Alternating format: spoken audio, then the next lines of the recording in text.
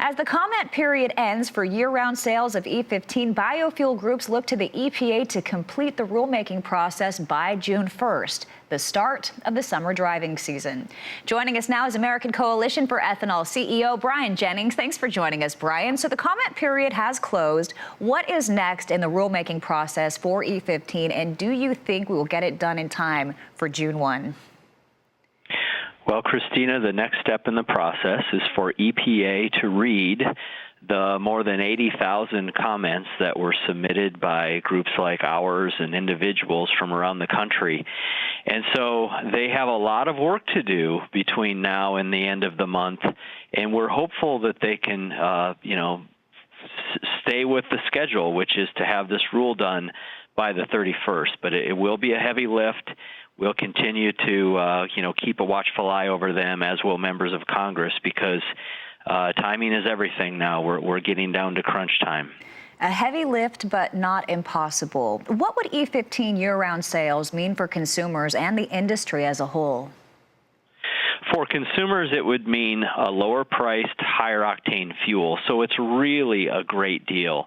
It would typically costs somewhere between 5 and maybe 7 cents a gallon less than straight gasoline, even less than E10, and it's an 88 octane product, so it's a better fuel at a lower price. For the industry, it means greater market access, of course. For ethanol producers, it means more ethanol use, greater demand. For corn farmers, it means, a little bump in corn grind. This will be a slow rollout. We're not going to have E15 everywhere overnight, but we've got to start somewhere, and this is a step in the right direction.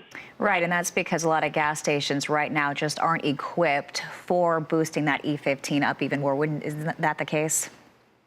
Many stations have refused to offer E15 until and unless EPA provides this read vapor pressure waiver for the fuel. That's correct. And so a lot of retailers, a lot of big retailers have been sitting on the sidelines saying, you know what, we're going to wait to offer E15 to our customers until this rule gets done. So that's why it's so important.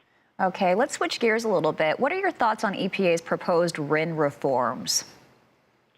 Yeah, so unfortunately, this very good E15 rule is saddled with some very controversial and we think unnecessary reforms to the way renewable identification number credits are handled under the Renewable Fuel Standard.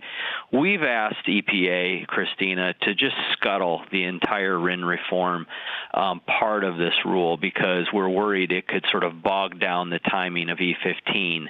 And so we're hopeful in the next 30 days EPA comes to their senses on this issue. It's interesting to note the American Petroleum Institute, which represents the big oil companies, also dislikes the RIN reforms. So it's rare when you get the ethanol and the oil industry agreeing that these RIN reforms are bad.